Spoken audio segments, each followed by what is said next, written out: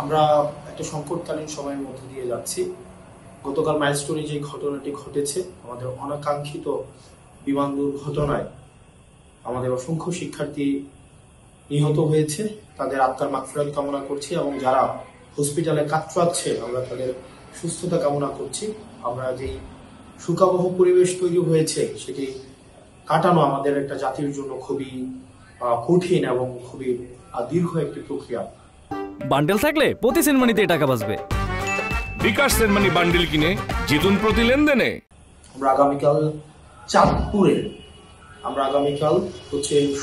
সুখ মিছিল আমরা করব।